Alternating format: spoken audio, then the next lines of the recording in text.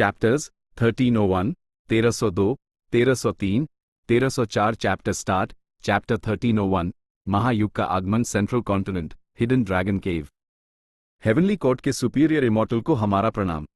Do immortal जमीन पर घुटनों के बाल झुके हुए थे। एक बूढ़ा और एक जवान, एक दादा और एक पोता। वो विंड क्लाउड मैनर के गु इमॉर्टल्स थे। जवान गु इमॉर्टल का नाम था फंग छनजी, जबकि बूढ़े आदमी दी ओल्ड मैन बी फंग, जिनका कल्टिवेशन लेवल रैंक 8 था। सेंट्रल कॉन्टिनेंट के 10 बड़े एंशिएंट सेक्ट्स में वो काफी मशहूर द, और अगर कोई गड़बड़ ना हुई होती तो वो अब तक हेवनली कोर्ट के मेंबर बन चुके होते। हेवनली कोर्ट का मेंबर बनना कोई आसान या मामूली बात नहीं थी। सिर्फ रैंक 8 कल्टिवेशन लेवल काफी नहीं था, उन्हें रैंक 8 में भी सबसे बेहतरीन होना पड़ता था। यह स्टैंडर्ड हेवनली कोर्ट के बनने के बाद से कभी नीचे नहीं गिरा था। हेवनली कोर्ट इस मामले में बिल्कुल नहीं झुकता था। उनके लिए जरूरत से ज्यादा लोग रखने से बेहतर था कि कम ही लोग हों। और ये ओल्ड मैन बी फंग अभी जमीन पर घुटनों के बाल झुके हुए अपनी पूरी श्रद्धा दिखा रहे थे। जिसके सामने वो झुके वो एक बेहद कमजोर सा बूढ़ा आदमी था। वो ऐसे कांप रहा था मानो हवा का एक झोंका भी उस उड़ा कर ले जाएगा। लेकिन ये बूढ़ा आदमी मामूली नहीं था, उसका वजूद बहुत बड़ा था। उसने हेवनली कोर्ट के इतिहास में एक गहरी छाप छोड़ी थी। वो ड्यूक लॉन्ग।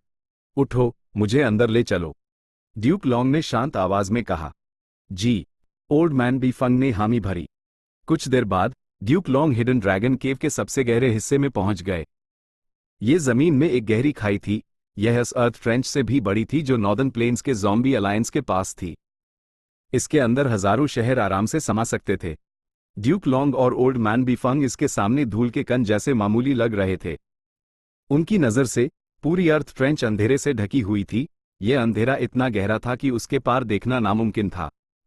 घड़ा-हैट। अचानक पूरी अर्थ ट्रेंच जोरों से हिलने लगी। अर्थ ट्रेंच के दोनों किनारों से पत्थर गिरने लगे।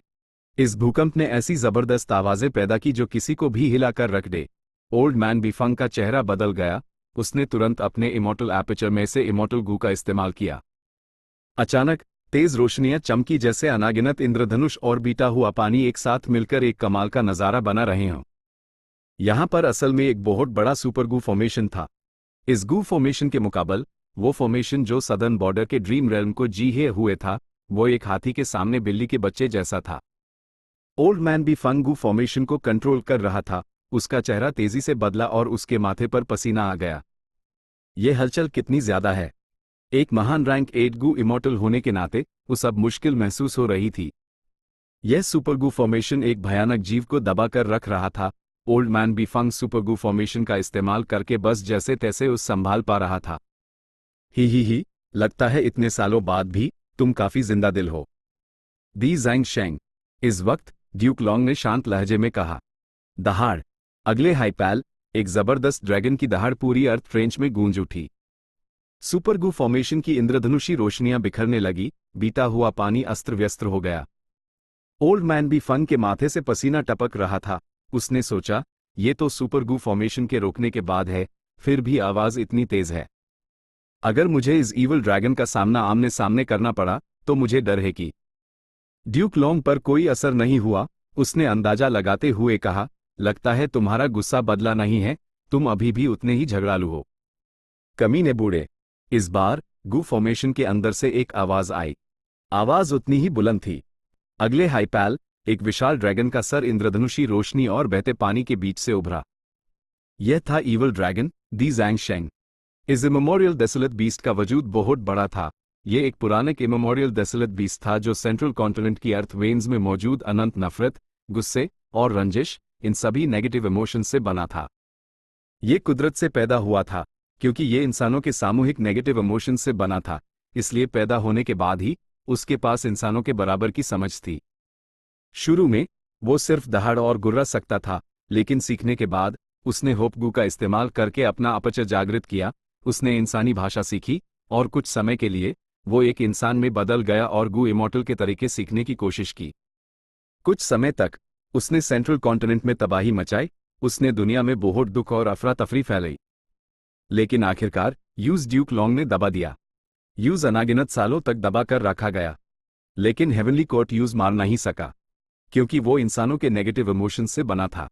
जब तक इंसानियत फलती फूलती रहेगी, ईवल ड्रैगन हर दिन और भी मजबूत होता जाएगा, भले ही उसका शरीर नाश कर दिया जाए या पूरी तरह से मिटा दिया जाए। जल्द ही वो नई अर्थ वेन्स से फिर से बन जाएगा और दुनिया में तबाही मचाता रहेगा। इसी वजह से हेवनली कोर्ट ने इस ईवल ड्रैगन को दबाने के लिए एक सुपर गू फॉर्मेशन का इस्तेमाल किया। यहां पहरेदारी करने वाले लोग समय समय पर बदलते रहते थे। इस बार फंग चांजी ने अपने फायदे के लिए इमॉर्टल मटेरियल्स बेचे थे, इसलिए सजा के तौर पर यूज हिडन ड्रैगन केव की पहरेदारी करने के लिए भेजा गया। और उसके दादा जानते थे कि वो ये अकेले नहीं कर पाएगा, इसलिए उन्होंने हेवनली कोर्ट में शामिल होने का मौका छोड़ दिया और इस ईवल ड्रैगन की देखभाल के लिए यहां आ गए। ईवल ड्रैगन ने ड्यूक लॉन्ग को देखते ही वो बेहद गुस्से में आ गया। दुश्मनों का मिलना दुश्मनी से भरा हुआ था। क्यों दहाड़ और गुर्रा रहे हो, तुम इस किट से भाग नहीं सकते, ड्यूक लॉन्ग ने शांत लहजे में कहा। दी ज़ैंग शेंग ने यह सुना और गुस्सा करना बैंड कर दिया। वो हंसने लगा, हा हा हा, मेन तो भूल ही गया था। कमीने बूढ़े, तुम जल्दी ही मरने वाले हो। तुम्हारी उम्र अपनी हद तक पहुंच रही है, तुम्हारे पास अपनी जिंदगी बढ़ाने का बस आखिरी मौका है। लाइफ स्पैन गू भी तुम्हें नहीं बचा सकता। हाँ हाँ, ये कितना मजेदार है। तो क्या हुआ अगर तुमने मुझे दबा दिया? मैं जिंदा हूं जबकि तुम मर रहे हो। ड्यूक लॉन्ग ने सर हिलाया, तुम सही हो। कभी कभी मुझे तुमसे जलन होती है। तुम्हें जन्म से ही लंबी उम्र मिली है, तुम्हारे पास स्वाभाविक रूप से अमर जीवन है। शायद ये हमारी आखिरी मुलाकात हो, मुझे तुमसे 10 साल की जिंदगी उधार लेने दो। ये कहते हुए ड्यूक लॉन्ग ने एक गहरी सांस खींची। ओल्ड मैन भी फंग ये देखकर हैरान रह गया कि एक गार्जियन होने के नाते उसने पाल भर में इस गू फॉर्मेशन पर से अपना कंट्रोल खो दिया। दी ज़ैंग शेंग को ड्यूक लॉन्ग ने दबाया था। ये super Gu formation Duke long ने खुद बनाया था। ड्यूक लॉन्ग हाई इस सुपर गू फॉर्मेशन का असली मालिक था। दहाड़! दी ज़ैंग शेंग ने एक दर्दनाक चीख मारी। ड्यूक लॉन्ग अभी भी खींच रहा था। ओल्ड मैन भी फंग ये नहीं बता सकता था कि ड्यूक लॉन्ग असल में क्या खींच रहा था। ऐसा लग रहा था जैसे ये एक तरह का जीवन सार था जिसे नंगी आंखों से नहीं देखा जा सकता था। यूज जबरदस्ती दी ज़ैंग शेंग के शरीर से निकला जा रहा था और ड्यूक लॉन्ग के अपने शरीर में सूखा जा रहा था। लगता है कि यह सुपर गू फॉर्मेशन सिर्फ दी ज़ैंग शेंग को दबाने के लिए नहीं है, इसका इस तरह का प्रभाव भी है। ओल्ड मैन भी फंग को समझ आ गया। सूखने की प्रक्रिया के दौरान ड्यूक लॉन्ग का शरीर अपनी सूखी टानी जैसी हालत से एक गुब्बारे की तरह फूल गया। उसका पीला पद चुका चेहरा एक सामान्य रंग में आ गया। उसके सफेद बाल भी काले हो गए। वो पहले झुका हुआ था और उसकी हड्डियां कमजोर थी जिनसे कट कट की आवाजें आ रही थी, लेकिन अब वो सीधा हो चुका था। सबसे ज्यादा साफ तौर पर उसके सर पर जो सींग द, वो पहले मांस के 2 थक्के जैसे सिकुड़े हुए द, लेकिन अब अनपर मेटल जैसी चमक थी जो आसमान को चीरने को तैयार थे। बम! उसका पीक रैंक 8 और एक अदृश्य दीवार की तरह फट पड़ा जो बाहर की तरफ फैल गया। ओल्ड मैन भी फंग ने ना चाहते हुए भी एक कदम पीछे लिया। ड्यूक लॉन्ग की शानदार पीठ को देखते हुए उसके दिल में प्रशंसा का एहसास पैदा हुआ। ड्यूक लॉन्ग के विपरीत ईवल ड्रैगन दी ज़ैंग शेंग था। उसने एक फटी हुई आवाज में कहा, हरामखोर बूढ़े, ये सिर्फ 10 साल की जिंदगी है। ये ऐसा है जैसे मैं तुम्हें एक लोटा पेशाब दे रहा हूं। हा हा हा। वो अभी भी हंस रहा था, लेकिन अब वो बहुत कमजोर था। ड्यूक लॉन्ग ने अपनी मुट्ठियां भींची और लापरवाही से कहा, ईवल ड्रैगन, तुम नहीं समझोगे। मेन, ड्यूक लॉन्ग, मौत से कैसे डर सकता हूं? मैं इस बार अपनी पिछली गलती को सुधारने के लिए जागा हूं। 10 साल काफी से ज्यादा हैं। किस चीज के लिए काफी है? तुम करना क्या चाहते हो? ईवल ड्रैगन ने पूछा। और क्या? महायुग आ रहा है, ड्यूक लॉन्ग ने गहरे मतलब के साथ कहा। महायुग? महायुग? मुझे ये मत कहना। अर्थ वेन्स एक हो जाएंगी, रीजनल वॉल्स गायब हो जाएंगी और 5 रीजन्स एक हो जाएंगे। रुको, कमीने बूढ़े, जाओ मत, मुझे सब कुछ बताओ। दी ज़ैंग शेंग चिल्लाया। लेकिन ड्यूक लॉन्ग ने बस एक ठंडी मुस्कान दी। भला वो एक कैदी की परवाह क्यों करता? वो मुड़ा और बिना किसी हिचकिचाहट के हिडन ड्रैगन केव से चला गया। सदर्न बॉर्डर, एक अनजान जगह। नदी का पानी उछाल रहा था। यह रिवर ऑफ टाइम की एक सहायक नदी थी। यिंग वू जी और बाकी लोग नदी के किनारे काफी देर से इंतजार कर रहे थे। रिवर ऑफ टाइम की सहायक नदी से एक साया उभरा। जल्दी, चलो जल्दी से लॉर्ड की मदद करते हैं। यिंग वू जी ने यह देखा और चिल्लाया। हे लूलन और बाइनिंग बिंग ने उसके पास मिलकर काम किया, गू फॉर्मेशन को एक्टिवेट करते हुए। गू फॉर्मेशन के असर से purple mountain true monarch river of time की सहायक नदी से बच निकला। वो एक डूबते हुए आदमी जैसा लग रहा था। उसने बड़ी मुश्किल से किनारे पर चढ़ा वो जोर जोर से सांस ले रहा था और पूरी तरह भीग चुका था। Purple mountain true monarch river of time में घुसने के बाद भी सही सलामत वापस आ गया। बाइनिंग बिंग का चेहरा टुबी तासुर था, लेकिन अंदर से वो हैरान थी। लॉर्ड, क्या आप कामयाब हुए? पर्पल माउंटेन ट्रू मोनार्क को होश में आते देख यिंग वूजी ने पूछा। पर्पल माउंटेन ट्रू मोनार्क ने सर हिलाया, मेन रेड लोटस के अंदर गया और यूएस विल से बात की। मेरी जीत शानदार थी। सच में? यिंग वूजी खुशी से झूम उठा। लेकिन पर्पल माउंटेन ट्रू मोनार्क का चेहरा गंभीर था। मैंने रेड लोटस के ट्रू इनहेरिटेंस का इस्तेमाल करके अतीत और भविष्य को देखा। फैंग युआन के पुनर्जन्म से पहले हमारा शैडो सेक्ट कामयाब हो गया था। हमने आने वाले महायुग को 500 साल तक रोक दिया था। हमने भविष्य की ग्रेट ड्रीम इमॉर्टल वेनरेबल को बड़ा होने से पहले ही खत्म कर दिया था। हमने हेवनली कोर्ट को भी पूरी तरह अपने कंट्रोल में कर लिया था। अफसोस की बात है कि फैंग युआन ने सब कुछ बदल दिया। शैडो सेक्ट अब इसे नहीं रोक सकता। महायुग आ रहा है। यिंग वूजी के चेहरे पर बेहद हैरानी के भाव थे। बाइनिंग बिंग और ही लूलैन ने एक दूसरे को देखा, उलझन में। बाइनिंग बिंग ने ठंडी आवाज में पूछा, ये महायुग क्या है? यिंग वूजी ने एक गहरी सांस ली और जवाब दिया, अर्थ वेन्स एक हो जाएंगी, रीजनल वॉल्स गायब हो जाएंगी, पांचों रीजन्स एक हो जाएंगे और ग्रेट ड्रीम वेनरेबल बन जाएगी। यही है महायुग। हे लूलन और बाइनिंग बिंग हक्के बाकी रह गए। उसी समय फैंग युआन वो ये है के रूप में सदर्न बॉर्डर वापस लौट गया। वो प्लान में वापस आ गया था। आखिरकार ये वापस आ गया। इस बार मुझे ड्रीम रेल्म को अब्जॉर्ब करना ही होगा और अपने अटेनमेंट लेवल्स को बढ़ाने में पूरी जान लगा देनी होगी। काफी वक्त है। 500 साल बाद पांचों रीजन्स की केओटिक वॉर के दौरान हो सकता है मैं हर पाथ का ग्रेट ग्रैंड मास्टर बन जाऊं। मुझे इसका बेसब्री से इंतजार है।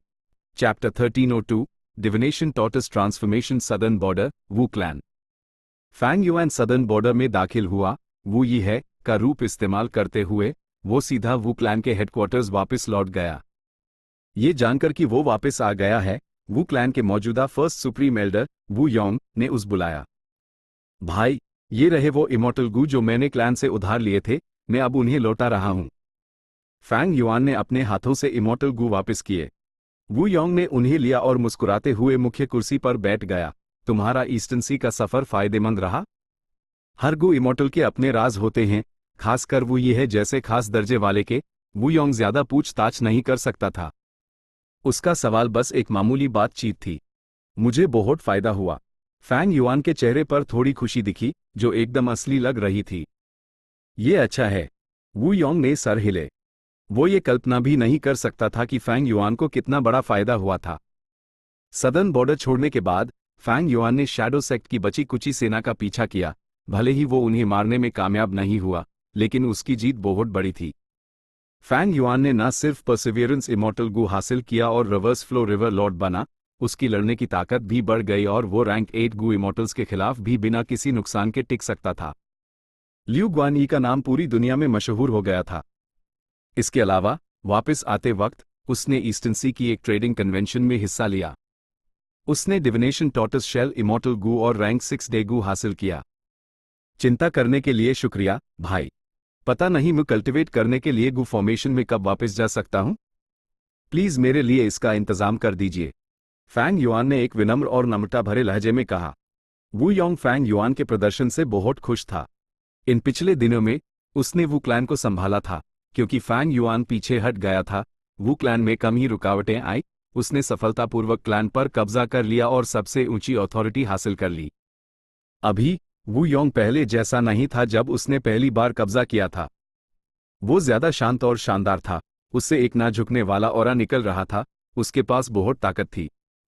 वो फैंग युआन के रवैये से बहुत खुश था। क्लैन सेक्ट से अलग होते हैं, खून का रिश्ता बहुत जरूरी होता है। वू क्लैन में वो ये है का दर्जा यूज वू क्लैन के गू इमॉर्टल्स में बहुत खास बनाता था। खून के रिश्ते के मामले में वो सिर्फ वू योंग से नीचे था और बाकी सबसे ऊपर। वो ये है सेक्लूजन में कल्टिवेट करना चाहता था। वू योंग ने उसकी ये इच्छा जरूर पूरी करनी थी, इसलिए उसने हामी भर दी। अपने घर जाकर पहले आराम करो। मैं इसका इंतजाम करता हूं। कुछ दिनों में सब तैयार हो जाएगा। शुक्रिया भाई, मैं चलता हूं। फैंग युआन ने अपना मकसद पूरा होते देख वहां से निकल गया। वू क्लैन में उसका एक घर था। जब वो पहली बार वू क्लैन में शामिल हुआ था, तो यूज वू क्लैन ने इस बेयर माउंटेन पर रहने के लिए जगह दी थी। वू योंग अब वू क्लैन पर अपनी पकड़ मजबूत कर रहा है। वो ये है कि पहचान बहुत नाजुक है। अगर उसने कियाओ क्लैन जैसे लालची क्लैन के साथ मिलकर बहुत सारी परेशानियां खड़ी की तो वू योंग के लिए बहुत बड़ा सर दर्द हो जाएगा। इसलिए सेफ साइड पर रहने के लिए वू योंग वू ये है को इधर उधर घूमने और क्लैन के लिए योगदान देने नहीं देगा, जिससे उसकी शोहरत बढ़े। दूसरे वो क्लैन गू इमॉर्टल्स के लिए ठीक था, लेकिन वो ये है के लिए नहीं, या ये कहें अभी के लिए नहीं। वू डूजू अभी अभी मारी थी।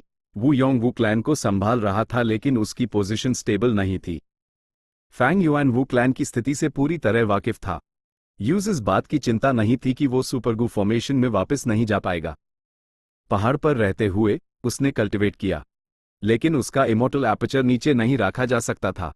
इमॉर्टल एपर्चर का प्रवेश द्वार खोलकर हेवन एंड अर्थ ची अंडर लेने की तो बात ही छोड़ दो। मेरे सॉवरन इमॉर्टल एपर्चर की नींव बहुत गहरी है। जब भी मैं हेवन एंड अर्थ ची अब्जॉर्ब करता हूं तो हंगामा बहुत बड़ा होता है, हवाएं तेज हो जाती हैं और बादल अजीब तरह से घूमने लगते हैं। लेकिन रिवर्स फ्लो रिवर सच में बहुत ज्यादा हेवन एंड अर्थ की खर्च करती है। लगता है मुझे बाद में ईटियन माउंटेन जाना पड़ेगा हेवन एंड अर्थ की लेने के लिए। सिर्फ उसकी पूर्ति करके high main sovereign immortal aperture को बनाए रख सकता हूं और अपनी नींव को गिरने से बचा सकता हूं। ये एक तरह का बोझ था, लेकिन ये एक अच्छा बोझ था। भले हाई वू योंग ने यूज आराम करने को कहा, फैंग युआन ने आराम नहीं किया। वो कल्टिवेट करता रहा, वो वक्त से लड़ रहा था। इस दौरान क्लैन के कई गू इमॉर्टल्स वू ये से मिलने आए, जिसका एक खास दर्जा था, लेकिन फैंग युआन ने सबको माना कर दिया। इस रवैये ने वू योंग को बहुत खुश किया। यूज लगा कि वू ये है क्लैन के मामलों में दखलंदाजी करने की कोशिश नहीं कर रहा है। इसलिए उसने फैंग युआन को अपने नाम से बहुत सारे इमॉर्टल मटेरियल्स दिए। वो न सिर्फ उस इनाम देकर खुश करना चाहता था, बल्कि वो एक परवाह करने वाले भाई की शोहरत भी कमाना चाहता था। पहाड़ की चोटी पर फैंग युआन, जो अपने बड़े से घर के अंदर था, एक कछुए में बदल चुका था। ये कछुआ एक घर जितना बड़ा था, काले रंग का, और इसका शेल मोटा और सख्त था। इसके शेल पर अनागिनत निशान द, उन्हें देखना मुश्किल था, लेकिन उनमें एक खास तरतीब थी। ये एक डिविनेशन टॉर्टस था। यह ancient desolate beast wisdom path से जुदा था। ट्रांसफॉर्म होने के बाद फैंग युआन के transformation path Dao marks wisdom path में बदल गए।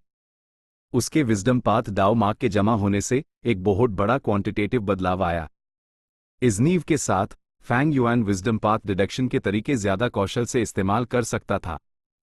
ये पहले से कम कई गुना या 10 गुना से भी ज्यादा था। सिर्फ डिविनेशन टॉर्टस शेल इमॉर्टल गू, अगर गू वर्म की हाई बात करें तो वो एटीट्यूड गू या विजडम स्वॉर्ड इमॉर्टल गू से मुकाबला नहीं कर सकता था। यहां तक कि फ्लाइंग स्वॉर्ड, स्वॉर्ड एस्केप और ड्रैगन ब्रेथ भी उससे बेहतर थे। लेकिन फैंग युआन के लिए ये बेहद उपयोगी था। अचानक डिविनेशन टॉर्टस की ईंट में एक तेज रोशनी चमकी। 10-15 दिन की कड़ी मेहनत के बाद मैंने आखिरकार killer move divination tortoise transformation को डिड्यूस कर ही लिया। फैंग युआन की इच्छा से वो वापस इंसान बन गया। आगे उसने नए नए पूरे किए गए divination tortoise transformation killer move को इस्तेमाल करने की कोशिश की। 1 बार, 2 बार, 3 बार, 10 से ज्यादा बार के बाद उसने आखिरकार अपने एडजस्टमेंट्स पूरे कर लिए। एक नया डिविनेशन टॉर्टस ट्रांसफॉर्मेशन। उसने बहुत सारे ट्रांसफॉर्मेशन पाथ मॉर्टल गू जोड़े, जैसे टॉर्टस हेड गू, टॉर्टस टेल गू, टॉर्टस लेग गू और दूसरे कुछ विजडम पाथ गू वॉर्म्स भी थे। डिविनेशन टॉर्टस की डिडक्शंस को रोकने की क्षमता बढ़ाने के लिए, जब तक कि फैंग युआन अपनी सीमा तक न पहुंच जाए। कई डिफेंसिव गू वॉर्म्स भी थे, बेशक सिर्फ डुकोर थे। एक था रैंक 7 डिविनेशन टॉर्टस शेल इमॉर्टल गू, दूसरा था चेंज फॉर्म इमॉर्टल गू। नया नवला डिविनेशन टॉर्टस पहले से बड़ा था। यह एक असली एंशिएंट डेसोलेट बीस्ट डिविनेशन टॉर्टस की तरह जीवंत लग रहा था। खासकर टॉर्टस शेल अनागिनत डाओ मार्क्स एक दूसरे से उलझे हुए उनकी संख्या बहुत ज्यादा थी। बहुत अच्छा, मैं अपनी मौजूदा सीमा तक पहुंच गया हूं, फैंग युआन ने प्रयोग किया और बहुत खुश महसूस किया। ये सब उसके विजडम पथ और transformation path grand master attainment levels की बदौलत था। इन किलर मूव्स को डिड्यूस करना पानी पीने जैसा आसान था, बिल्कुल एंशिएंट स्वॉर्ड ड्रैगन ट्रांसफॉर्मेशन की तरह, जो ट्रांसफॉर्मेशन पाथ और स्वॉर्ड पथ को मिलता था। यह डिविनेशन टॉर्टस ट्रांसफॉर्मेशन पाथ और विजडम पथ का मेल था। और अब फैंग युआन के पास लड़ने का एक नया तरीका था। ये पहले जैसा अधूरा वर्जन नहीं था, इसे जंग में पूरी तरह से इस्तेमाल किया जा सकता था। और सबसे जरूरी बात, killer moves ancient sword dragon transformation, reverse flow protection seal और मिरियड सेल्फ को यूंग में इस्तेमाल नहीं किया जा सकता था, लेकिन इस डिविनेशन टॉर्टस ट्रांसफॉर्मेशन ने इस कमी को पूरा कर दिया। इसने फैंग युआन की मौजूदा समस्या का हल निकाल दिया। फैंग युआन ने ट्रांसफॉर्मेशन रोका और अपनी मानसिक शक्ति को वापस पाने के लिए आराम किया। उसने अपनी इल बैंड की और उसका मन सॉवरन इमॉर्टल एपर्चर में चला गया। Landscape as before, rank 6 immortal Gu का इस्तेमाल किया गया इमॉर्टल एपर्चर में रिवर्स फ्लो रिवर को निशाना बनाते हुए। रेड डेट इमॉर्टल एसेंस तेजी से खर्च हो रहा था, जबकि रिवर्स फ्लो रिवर ने लैंडस्केप एज बिफोर की शक्ति के नीचे नदी का पानी पैदा करना शुरू कर दिया। एफिशिएंसी बहुत कम है, फैंग युआन ने आ भरी। ये उसका पहला प्रयोग नहीं था, वो काफी निराश था। लैंडस्केप एज बिफोर इमॉर्टल गू, भले ही वो रिवर्स फ्लो रिवर पर असरदार था, लेकिन असर हल्का था। ये लुओपो वैली और डांगहू माउंटेन के साथ एक साफ अंतर बना रहा था। ऐसा क्यों है कि लैंडस्केप एज बिफोर का इस्तेमाल डांगहू माउंटेन और लुओपो वैली पर इतना कमाल का असर दिखा रहा था, लेकिन रिवर्स फ्लो रिवर पर यह मुश्किल से काम कर रहा है? फैंग युआन उलझन में था। क्या रिवर्स फ्लो रिवर स्वर्ग और धरती के दूसरे दो सक्लूडेड डोमेन से ज्यादा खास था? और क्या वजह हो सकती थी? अगर वो रिवर्स फ्लो रिवर को तुरंत ठीक कर पाता तो ये बहुत अच्छा होता। उसके पास रिवर्स फ्लो रिवर के पानी की कभी ना खत्म होने वाली सप्लाई होती। लेकिन हकीकत फैंग युआन के लिए उतनी अच्छी नहीं थी। रुको, डांगहू माउंटेन और लुओपो वैली कभी स्पेक्ट्रल सोल डेमन वेनरेबल के कब्जे में थे, और spectral soul demon venerable high sovereign immortal fetus Gu का निर्माता था। शायद स्वर्ग और धरती के इन दोनों सक्लूडेड डोमेन्स को शैडो सेक्ट ने मॉडिफाई किया था, ठीक वैसे ही जैसे ही लू लन और दूसरे लोग दूसरे पाथ्स के इमॉर्टल गू का इस्तेमाल बिना डाउ मार्क्स के रोक टोक के कर सकते थे। फैंग युआन के दिमाग में एक विचार आया। उसका अंदाजा सही था। शैडो सेक्ट के पास ना सिर्फ एक तरीका था जिससे गू इमॉर्टल्स दूसरे पाथ्स को बिना कन्फ्लिक्टिंग डाउ मार्क्स के कल्टिवेट कर सकते थे, बल्कि वो स्वर्ग और धरती के सक्लूडेड डोमेन्स को भी मॉडिफाई कर सकते थे, जिससे कुछ खास पाथ्स के इमॉर्टल गू एंड सक्लूडेड डोमेन्स पर बहुत प्रभावी हो सकते थे और डाउ मार्क्स के विरोध का सामना नहीं करना पड़ता था। और टाइम पाथ इमॉर्टल गू डांगहू माउंटेन और लुओपो वैली पर पूरी तरह से प्रभावी थी। उन्हें उनमें मौजूद विशाल संख्या में सोल पाथ डाउ मार्क्स द्वारा रोका नहीं जाता था। ऐसा इसलिए था क्योंकि लैंडस्केप एज बिफोर और मन एज बिफोर शैडो सेक्ट के थे। उन्हें पर्पल माउंटेन ट्रू मोनार्क के जरिए ताई बाई यून शेंग को दिया गया था। जहां तक रिवर्स फ्लो रिवर की बात है, शैडो सेक्ट के पास ये नहीं था। उन्हें इस नदी में कोई दिलचस्पी भी नहीं थी। इसलिए रिवर्स फ्लो रिवर को मॉडिफाई नहीं किया गया था। जब फैंग युआन ने लैंडस्केप एज बिफोर का इस्तेमाल रिवर्स फ्लो रिवर पर किया तो उसके विशाल डाउ मार्क्स ने कमजोर कर दिया और उसका असर कम हो गया। और यह भी इसलिए था क्योंकि Fang Yuan reverse flow river lord था, वरना लैंडस्केप एज बिफोर का असर यूएस पर ही वापस आ जाता। रिवर्स फ्लो रिवर ने बहुत सारा पानी खो दिया है। रैंक 8 वजूदों ने अच्छी खासी मात्रा में उस खर्च कर दिया। लेकिन शुक्र है, ये ठीक हो रहा है, भले ही रफ्तार बहुत धीमी है। क्या main rivers flow protection seal का इस्तेमाल इमेमोरियल ईयर बीस्ट्स का सामना करने के लिए कर सकता हूं? फैंग युआन ने अपना सर हिलाया। रिवर्स फ्लो रिवर का इस्तेमाल करके वो ज्यादा से ज्यादा अपनी रक्षा कर सकता था। अगर एक immemorial year beast immortal aperture को नष्ट करने की कोशिश करता तो वो उसके खिलाफ कुछ नहीं कर सकता था। उसने इस बारे में सोचा क्योंकि फैंग युआन सील किए हुए रैंक 8 इमॉर्टल गू ईयर्स फ्लो लाइक वाटर के बारे में चिंतित था। भले ही उसकी लड़ने की ताकत बहुत बढ़ गई थी, फैंग युआन अभी भी ईयर्स फ्लो लाइक वाटर को अनसील करने में असमर्थ था। इस तरह फैंग युआन चुपचाप कल्टिवेट करता रहा, वू योंग के जायंट ड्रीम रेल्म में वापस जाने के इंतजाम का इंतजार करते हुए। लेकिन कुछ दिनों बाद एक छोटी सी गड़बड़ हो गई। चैप्टर 1303 डिविनेशन टॉर्टस की ताकत southern border Wu clan. Hall में फैंग युआन, वू योंग और एक और गू इमॉर्टल मौजूद थे। उसका शरीर लंबा था, उसने काले और सफेद रंग का कोट पहना हुआ था। उसकी लंबी दाढ़ी थी जो नीचे उसकी छाती तक जा रही थी। उसकी ईढ़ पतली और लंबी थी, उनमें एक रहस्यमयी रोशनी छिपी हुई थी। उसका शरीर कोहरे से ढाका हुआ था। वू क्लैन का गू इमॉर्टल वू यूबो, एक घमंडी इंसान जिसकी बैटल स्ट्रेंथ पीक रैंक 7 थी, जो ओल्ड ट्रीमन बादर से थोड़ी ही कम थी। गू इमॉर्टल यान हुआंग ने यूबो को चैलेंज किया है। असल में शिया क्लैन मून बाउल के पीछे पड़ा है। ये जगह मून पाथ गू वॉर्म्स पैदा करती है। ये हमारे क्लैन के सबसे जरूरी रिसोर्स पॉइंट्स में से एक है, हम इसे खो नहीं सकते। वू योंग ने कहा, जब मैं जा रहा हूं तो चिंता की कोई जरूरत नहीं है। अगर मैं यान हुआंग को 2 बार हरा सकता हूं तो मैं तीसरी बार भी जीत सकता हूं, वू यूबो ने ठंडे लहजे में कहा।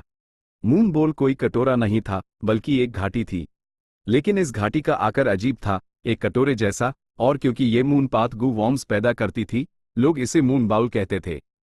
मून बाउल में एक गांव था, लेकिन जब वो क्लैन ने अपना विस्तार किया मून बोल पर कब्जा करने के लिए, उन्होंने इस गांव को मिटा दिया।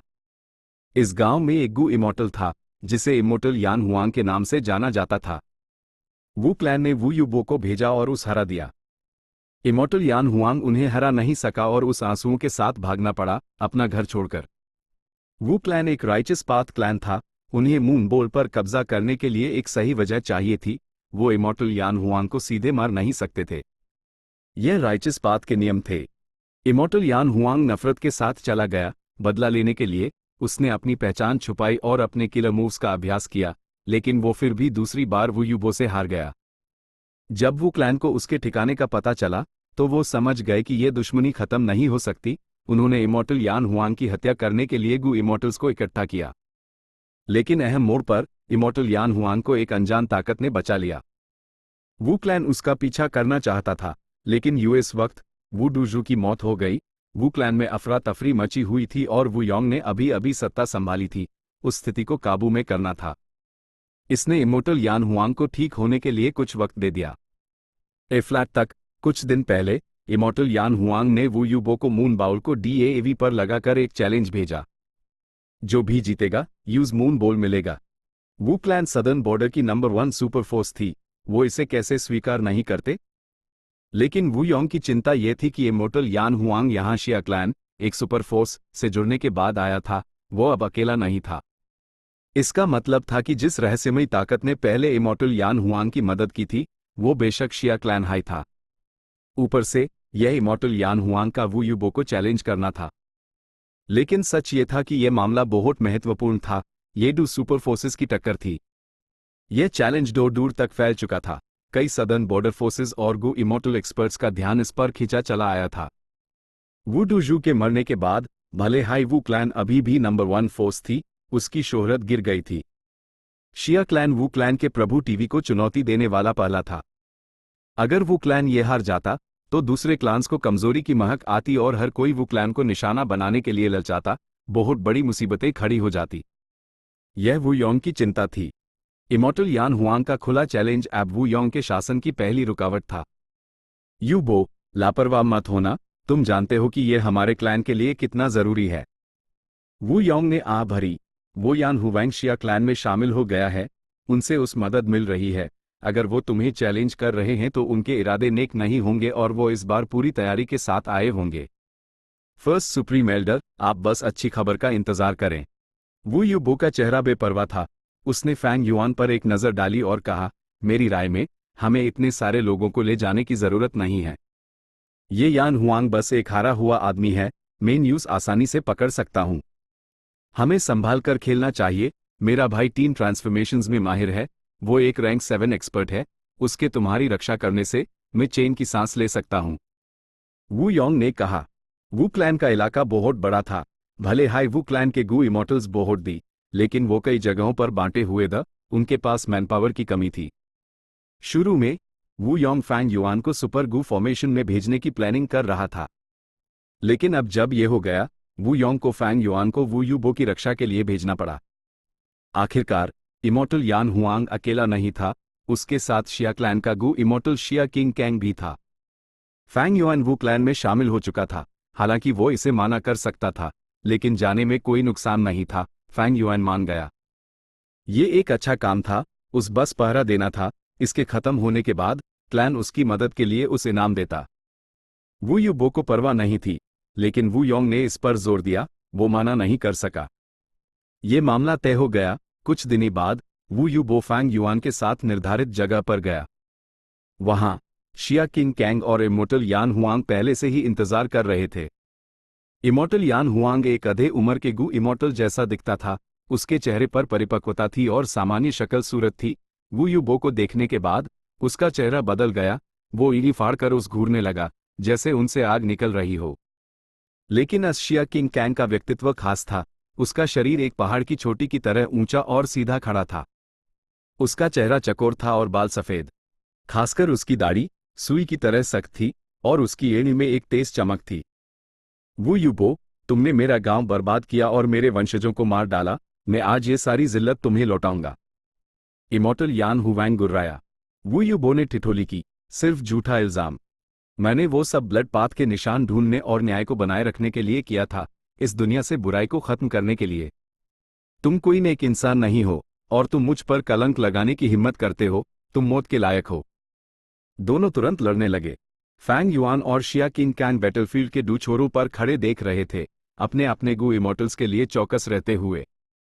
कहने के लिए कुछ नहीं था, हर कोई असली वजह जानता था, लेकिन राइचस पथ को अपने इरादों पर एक नेकी का मुखौटा चढ़ाना ही पड़ता था।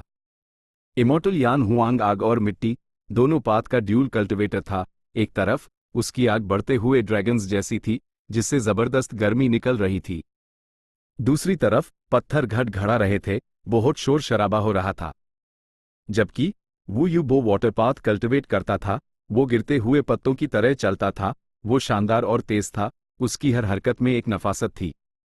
उसका शरीर पानी की भाप से ढाका हुआ था, आसमान से बूंदाबांदी हो रही थी, लेकिन वो बारिश इमॉर्टल यान हुआंग की सारी आग और पत्थरों को घुला देने में सक्षम थी। साफ तौर पर वू यूबो का पल्ला भारी था।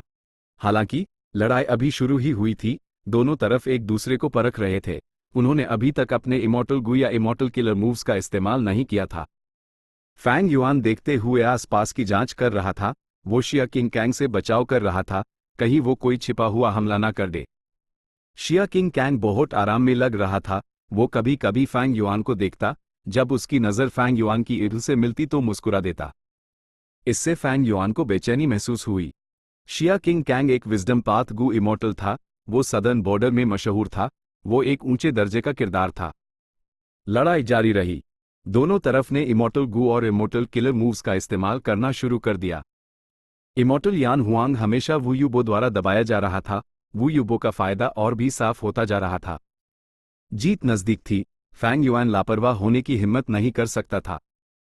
अगर वो अपने काम में फेल हो जाता, तो क्लैन वापस लौटने पर उस सजा मिलती। यान हुवैंग, मर जा। मेरे सिग्नेचर किलर मूव से मरना तुम्हारे लिए एक सम्मान की बात है। वू यूबो के दिल में गहरा कत्ल का इरादा था, उसकी पतली और लंबी यूं में एक ठंडी रोशनी चमक रही थी। उसने अपना इमॉर्टल किलर मूव एक्टिवेट किया, बारिश बरसने लगी जैसे बादल इकट्ठा हो गए, काली हवाएं चीख रही थी, तीनों मिलकर एक गेंद नुमा पिंजरा बन गए जिसने इमॉर्टल यान हुआंग को कैद कर लिया। इमॉर्टल यान हुवैंग अंदर फंस गया और निकल नहीं सका, वो एक लाचार स्थिति में था, वो मरने ही वाला था। फैंग युआन ने शिया किंग कैंग को गौर से देखा, उसके दखल देने से बचाव करते हुए। लेकिन शिया किंग कैंग के चेहरे पर एक मुस्कान थी, वो आराम से देख रहा था, जैसे उसका दखल देने का कोई इरादा ना हो। लेकिन इस समय इमॉर्टल यान हुआंग अचानक जोर से हंसने लगा, उसके शरीर से अनागिनत गु वॉर्म्स का ऑरा निकला, उसके शरीर से एक तेज रोशनी चमक रही थी। तुरंत यूज कैद करने वाला पिंजरा टूटकर बिखर गया। ये कैसे हो सकता है? वू यूबो हैरान था, वो अचानक से हुए इस हमले से संभाल नहीं पाया, उसका सिग्नेचर किलर मूव टूट गया, उस तुरंत भारी चोट आई। इमॉर्टल यान हुआंग के पैरों के नीचे का लावा इकट्ठा हुआ और एक बैटलफील्ड बन गया। ये एक इमॉर्टल बैटलफील्ड किलर मूव था। वू यूबो का चेहरा पीला पड़ गया, वो बैटलफील्ड के अंदर फंस गया था। सिचुएशन पलट चुकी थी, वू यूबो अब गहरी मुसीबत में था। इस अचानक बदलाव से फैंग युआन मदद करना चाहता था, लेकिन शिया किंग कैंग उड़कर उसके पास आया, यूज चेतावनी देते हुए, वो ये है, वो क्लैन की नाक मत कटवाना। फैंग युआन हंसा, हमारा वो क्लैन शर्मिंदा है या नहीं, ये तय करने वाले तुम जैसे बहरी लोग कौन होते हैं। ये कहते हुए वो एक डिविनेशन टॉर्टस में बदल गया और लावा बैटलफील्ड में घुस गया। शिया किंग कैंग ने फैंग युआन के दृढ़ फैसले की मन ही मन तारीफ की, लेकिन वो धीरे नहीं चला। अगर ऐसी बात है, तो मेरे किलर मूव, स्कैटरिंग माइंड, का स्वाद चखो। एक wisdom path immortal killer move. शिया किंग कैंग ने तुरंत अपना सिग्नेचर किलर मूव इस्तेमाल किया, यह एक शक्तिशाली तरीका था। इससे टकराने वाला कोई भी गु इमॉर्टल महसूस करेगा कि उसका मन भटक रहा है, उसके दिमाग में बेमतलब के ख्याल टकराएंगे, उसकी लड़ने की ताकत बहुत प्रभावित होगी। अगर वो लापरवाह हुए, तो वो उलझन में पड़ जाएंगे और अपनी मदद नहीं कर पाएंगे। फैंग युआन हंसा, वो परवाह किए बिना बैटलफील्ड किलर मूव की तरफ बढ़ता रहा। बेवकूफ, शिया किंग कैंग ने ठंडी आवाज में तंज कसा। अगले हाईपैल उसका स्कैटरिंग माइंड फैंग युआन से टकराया, लेकिन वो गायब हो गया, जबकि फैंग युआन को कोई नुकसान नहीं हुआ। शिया किंग कैंग की ठंडी मुस्कान उसके चेहरे पर जम गई। ये कैसे हो सकता है? ये है डिविनेशन टॉर्टस। शिया किंग कैंग ने आखिरकार फैंग युआन के ट्रांसफॉर्मेशन को पहचान लिया।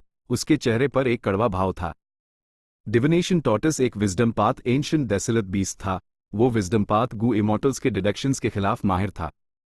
यह wisdom path killer move deduction के कॉन्सेप्ट से बनाया गया था। डिविनेशन टॉर्टस ने यूज पूरी तरह से काउंटर कर दिया था। Bomb battlefield killer move Fang Yuan ने तोड़ दिया। जैसे हाई डिविनेशन टॉर्टस अंदर घुसा, उसने तुरंत खतरे में पड़े वू यूबो को बचा लिया। शिया किंग कैंग दखल देने ही वाला था, लेकिन फैंग युआन ने कहा, हमारे वो क्लैन की हार हुई, ये लड़ाई खत्म हुई, मून बोल अब तुम्हारा है। ये सुनने के बाद शिया किंग कैंग रुक गया। इमॉर्टल यान हुआंग हमला करना चाहता था, लेकिन शिया किंग कैंग ने यूज रोक दिया। पिछले के पास कोई चारा नहीं बचा था सिवाय नफरत से अपने दुश्मन को भागते हुए देखने के। तुमने उस जाने क्यों दिया? इमॉर्टल यान हुआंग दहाड़ा। शिया किंग कैंग ने यूज ठंडी नजरों से देखा, हम मून बोल जीत चुके हैं, हमारा मकसद पूरा हो गया है। अभी वू यूबो को मारने का वक्त नहीं है। ये मत भूलो कि तुम शिया क्लैन के एक एक्सटर्नल सुप्रीम एल्डर हो। तुम्हें पहले हमारे क्लैन के फायदे के बारे में सोचना होगा। इस बार शिया क्लैन जीत गया था। अगर वो इस मामले को आगे बढ़ाते तो वो क्लैन पूरी ताकत से पलटवार करता। शिया क्लैन वो क्लैन का निशाना बैन कर आखिर में हारने नहीं चाहता था, जिससे दूसरे फोर्सेस को फायदा हो। चैप्टर 1304 खुशी खुशी मिला इमॉर्टल गू वू क्लैन का रैंक 7 गू इमॉर्टल वू यूबो इमॉर्टल यान हुआंग से हार गया। इस बात को शिया क्लैन ने जानबूझकर फैलाया। जल्द ही पूरे सदर्न बॉर्डर के गू इमॉर्टल वर्ल्ड को इसके बारे में पता चल गया। हर कोई हैरान था। वू यूबो एक रैंक 7 एक्सपर्ट है। वू क्लैन की एक मशहूर लड़ने की ताकत, वो इमॉर्टल यान हुआंग से हार गया। इमॉर्टल यान हुआंग कमजोर नहीं है। अब जब उसके पास शिया क्लैन की मदद है तो वू यूबो को हराना उतना मुश्किल नहीं है। वू यूबो घमंडी और अहंकारी है। ये काफी हैरान करने वाली बात है कि वो एक ऐसे आदमी से हार गया जिसे वो पहले हरा चुका है। जरूरी बात यह है कि इमॉर्टल यान हुआंग ने वू यूबो के सिग्नेचर किलर मूव को तोड़ दिया। ये प्रभावशाली है। शायद शिया क्लैन के शिया लियू पेई ने यूज इसे डिड्यूस करने में मदद की। शिया क्लैन के पास एक विजडम पाथ गू इमॉर्टल था जो सदर्न बॉर्डर के गू इमॉर्टल वर्ल्ड में डिटेक्शन एक्सपर्ट के रूप में मशहूर था। वो था शिया लियू पे। इस बार वू क्लैन की नाक कट गई। ना सिर्फ वू यूबो इमॉर्टल यान हुआंग से हारा, बल्कि वो अपनी जान भी लगभग गवा बैठा था। अगर वो ये है ना होता जिसने बैटलफील्ड किलर मूव को तोड़ा, तो वो यूबो बच नहीं पाता। सच में? हाँ, हर तरह के गू वॉर्म्स फैलाए जा रहे हैं। उनमें अस लड़ाई का दृश्य रिकॉर्ड किया गया है। वू क्लैन ने सच में मून बोल खो दिया। ही, यह तो बहुत बड़ा मजाक हो गया। वैसे अगर हम शुरुआत तक जाएं, तो वू क्लैन ने हाई पहले मून बोल छीना था। वू क्लैन इसके लायक हाई है। हा, अब जब वो डू मार गई है, वू क्लैन नंबर 1 का खिताब नहीं संभाल सकता। मून बाउल को खोना वू क्लैन के लिए कोई बड़ी समस्या नहीं थी, जिनके पास विशाल इलाका और दौलत थी। लेकिन फैंग युआन ने बैटलफील्ड किलर मूव को नाश्त करने और वू यूबो को बचाने के लिए दखल दिया। इसने वू क्लैन को एक कमजोर स्थिति में डाल दिया। यह राइचस पाथ और डेमोनिक पथ के बीच का अंतर था। फैंग युआन ने वू यूबो को बचाया था। ये लड़ाई के नियमों के खिलाफ था। इसके परिणामस्वरूप वू क्लैन ने अपनी इज्जत खो दी। और समस्या ये थी कि इसके बारे में पक्के ऐसे बूढ़ वो इससे इनकार नहीं कर सकते थे। शिया क्लैन का विजडम पाथ गू इमॉर्टल शिया किंग कैंग हाई इमॉर्टल यान हुआंग की रक्षा कर रहा था। वो एक सतर्क व्यक्ति था और उसने इन्फॉर्मेशन पाथ इमॉर्टल गू का इस्तेमाल करके दृश्य को रिकॉर्ड कर लिया था। वो क्लैन को निशाना बना रहे थे। वो जाहिर है तैयारी के साथ आए थे। वू क्लैन को अपनी गलती माननी पड़ी। फैंग युआन के वू यूबो के साथ वापस आने के बाद वू योंग ने फैंग युआन को सजा देने का आदेश दिया, क्योंकि उसने लड़ाई के नियमों को तोड़ा था।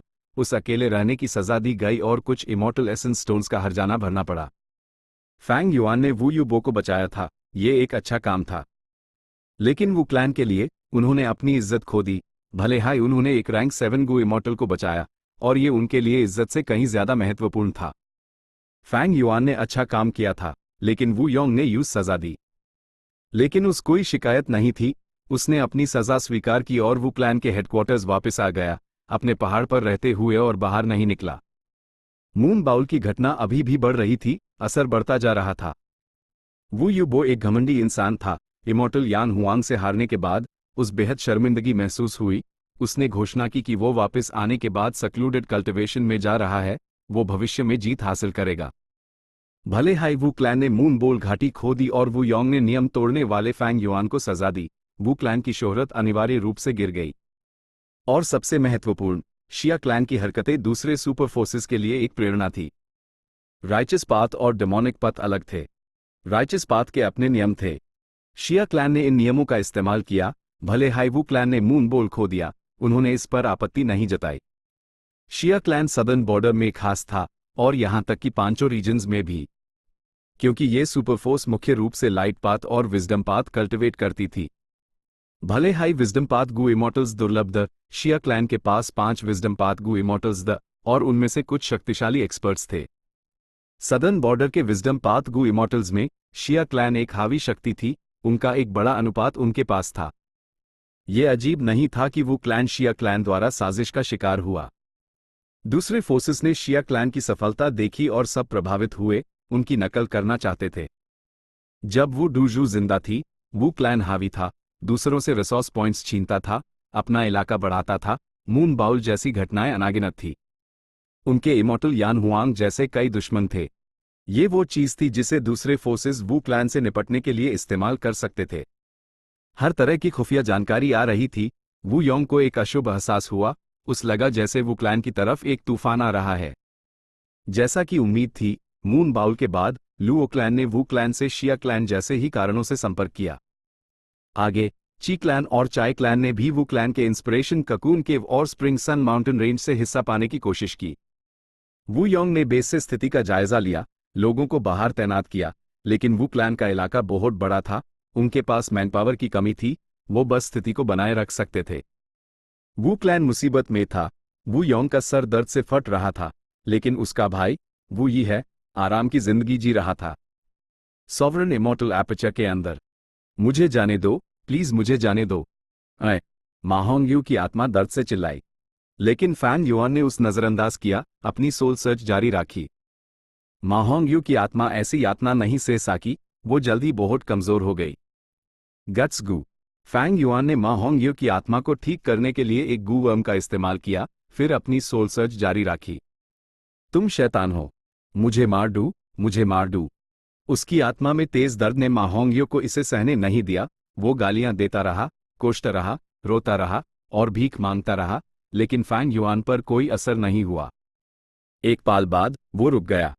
मा होंगयू की आत्मा बहुत फैली हुई थी, कोहरे की तरह जो गायब होने वाला था। लेकिन अगले हाई पैल, फैंग युआन ने एक गट्स गू तोड़ दिया और मा होंगयू की आत्मा ठीक हो गई। आखिरकार मैंने मा होंगयू के पास जो भी लकपात ट्रू इनहेरिटेंस था, उस पूरी तरह से निकाल लिया है। लेकिन चाओ लियान ये अभी तक मारी नहीं है, मैं अभी भी मा होंगयू की आत्मा को रख सकता हूं, इसकी कीमत है। ही। फैंग युआन ने रिवर्स फ्लो रिवर में गलती से मा होंगयू को मार दिया था और उसकी आत्मा हासिल कर ली थी। इन पिछले दिनों वो सोल सर्चिंग कर रहा था। ये पक्का करने के बाद कि उसने सब कुछ पूरी तरह से निकाल लिया है, मा होंगयू के पास उसके सामने कोई राज नहीं बचा था। इस तरह फैंग युआन ने all living beings luck true inheritance का एक हिस्सा प्राप्त कर लिया। Self luck, all living beings luck, heaven and earth luck, यह जायंट सन इमॉर्टल वेनरेबल के 3 ट्रू इनहेरिटेंसेस थे। Self luck Lang Ya blessed land में था, all living beings luck 88 true Yang building में था, और heaven and earth luck longevity heaven में था। जैसे high imperial court blessed land नाश हुआ, 88 ट्रू यांग बिल्डिंग ढह गई, और all living beings luck true inheritance भी नाश हो गया। हालांकि इस वक्त मा होंगयू और चाओ लियान यू को all living beings luck true inheritance ने बचाया था, उन दोनों को इसका एक एक हिस्सा मिला। इतनी सारी घटनाओं के बाद फैंग युआन ने उसकी सोल सर्च की और all living beings luck true inheritance का ये हिस्सा हासिल कर लिया। शुक्र है, ओल्ड एंसेस्टर ज़ू मा होंगयू का इस्तेमाल फॉर्चून राइवलिंग हेवन को रिफाइन करने के लिए करना चाहता था और यूज एक स्वस्थ मा होंगयू की जरूरत थी, इसलिए उसने उसकी आत्मा के साथ कुछ नहीं किया। जब मा होंगयू ने इंपीरियल कोर्ट ब्लेस्ड लैंड छोड़ा, तो यूज शैडो सेक्ट के कीन बाइशेंग ने पकड़ लिया। क्योंकि use all living beings luck true inheritance के बारे में पता चला, शैडो सेक्ट भी जानता है। फैंग युआन ने विश्लेषण किया, इस ट्रू इनहेरिटेंस के हिस्से में सबसे बड़ी कीमत फॉर्चून राइवलिंग हेवन इमॉर्टल गू की रेसिपी थी। मा होंगयू को सारी डिटेल्स याद थी। यह all living beings luck true inheritance का मूल सार था। ये अजीब नहीं था। ये इसलिए था क्योंकि मा होंगयू को इस इमॉर्टल गू रेसिपी के बारे में पता था कि ओल्ड एंसेस्टर जू हू ने यूज खरीदने के बाद इसके बारे में जाना, जिसके परिणामस्वरूप उसने फॉर्च्यून राइवलिंग हेवन इमॉर्टल गू को रिफाइन करने का इरादा किया। फॉर्च्यून राइवलिंग हेवन इमॉर्टल गू। फैंग युआन ने कड़वी मुस्कान दी। इस इमॉर्टल गू रेसिपी के अनुसार भले ही वो अपनी सारी दौलत खर्च कर दे, वो रेसिपी की जरूरतों का 10% भी पूरा नहीं कर सकता था। जब तक कि उसके पास मा होंगये जैसा एक जिंदा गू मटेरियल ना हो, वो बहुत सारे कीमती रिफाइनमेंट मटेरियल्स बचा सकता था। फैंग युआन मुश्किल से ही इसकी कोशिश कर सकता था। लेकिन फैंग युआन भला फॉर्च्यून राइवलिंग हेवन इमॉर्टल गू को रिफाइन करने की हिम्मत कैसे करता? ये एक रैंक 8 इमॉर्टल गू था। बिना सोचे समझे एक रैंक 8 इमॉर्टल गू को रिफाइन करने की कोशिश करने से क्या होगा? ओल्ड एंसेस्टर जू हू का अंजाम एक जीता जागता सबूत था। यह नॉर्दर्न प्लेन्स में सबसे ज्यादा बैटल स्ट्रेंथ वाला नंबर 1 गू इमॉर्टल था, लेकिन वो अब अच्छी हालत में नहीं था। ना सिर्फ उसका फॉर्च्यून राइवलिंग हेवन का रिफाइनमेंट फेल हो गया, उसने रिवर्स फ्लो रिवर और स्नोई माउंटेन ब्लेस्ड लैंड भी खो दिया, यहां तक कि उसकी प्यारी पत्नी लेडी वैनशू भी घायल हो गई। भले ही मेरे पास अब बहुत सारी संपत्ति है और सॉवरेन इमॉर्टल एपर्चर की नींव रैंक 8 गू इमॉर्टल्स को टक्कर दे सकती है, मेरे इमॉर्टल एसेंस स्टोन और रेड डेट इमॉर्टल एसेंस का स्टोरेज कम है, और सबसे जरूरी बात, मेरे पास कम हाई रिसोर्सेज हैं जिनकी कीमत ज्यादा है। इस बार फैंग युआन ने यिंग वूजी का पीछा किया, सदर्न बॉर्डर से ईस्टर्न सी से नॉर्दर्न प्लेन्स तक। इसमें बहुत सारा इमॉर्टल एसेंस खर्च हुआ, और रिवर्स फ्लो रिवर के अंदर उसने एक इमॉर्टल किलर मूव बनाया। रिवर्स फ्लो प्रोटेक्शन सील उसके पास सबसे महंगा इमॉर्टल किलर मूव था। सॉवरेन इमॉर्टल एपर्चर की प्रोडक्शन कमाल की थी, लेकिन क्योंकि मैंने कैलामिटीज और ट्रिब्यूलेशंस को टालने के लिए समय की गति को कम कर दिया, एफिशिएंसी बहुत गिर गई थी। भले ही मैं अभी भी मुनाफा कमा रहा हूं, मेरे खर्चे भी बहुत ज्यादा हैं। खासकर इमॉर्टल गू को खिलाना, विजडम स्वॉर्ड इमॉर्टल गू और एटीट्यूड गू को खिलाने का इंतजाम अभी तक नहीं हुआ है। मुझे उनके लिए और फंड्स की जरूरत है। फैंग युआन खाने की समस्या को हल करना चाहता था। यूज आपातकालीन स्थितियों के लिए इमॉर्टल एसेंस भी स्टोर करना था। उसकी मौजूदा स्थिति काफी अजीब थी। कुछ समय पहले यूज नियमों के खिलाफ वू यू बो को बचाने के लिए इमॉर्टल एसेंस स्टोन्स चुकाने पड़े। इसने उसकी समस्याओं को और बढ़ा दिया। समय की गति को धीमा करने से मेरा इमॉर्टल एपर्चर धीरे धीरे प्रोड्यूस करता है। इस तरह मैं सिर्फ प्रोडक्शन बढ़ा सकता हूं ताकि मात्र पर जोर दे सकूं। लेकिन मैं किन रिसोर्सेज का प्रोडक्शन बढ़ाऊं, ये एक महत्वपूर्ण विचार है। कुछ रिसोर्सेज मार्केट में पहले से ही जरूरत से ज्यादा हैं। अगर मेन प्रोडक्शन बढ़ाता हूं तो इससे सिर्फ मेरा ही नुकसान होगा।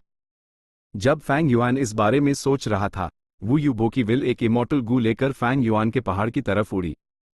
मेरी जान बचाने के लिए शुक्रिया, लॉर्ड वू यी है। ये रैंक 6 वज्र थॉट इमॉर्टल गू मेरी तरफ से शुक्रिया का एक छोटा सा इजहार होगा। वू यू बो की विल ने असल में फैंग युआन को एक इमॉर्टल गू दिया। वज्र थॉट इमॉर्टल गू। साफ तौर पर यह एक विजडम पाथ इमॉर्टल गू था। फैंग युआन को इस मून बाउल घटना से फायदा हुआ था। यूज एक इमॉर्टल गू मिल गया। भले ही ये रैंक 6 था, इमॉर्टल गू अनोखे होते हैं, वो अनमोल होते हैं। Chapter and.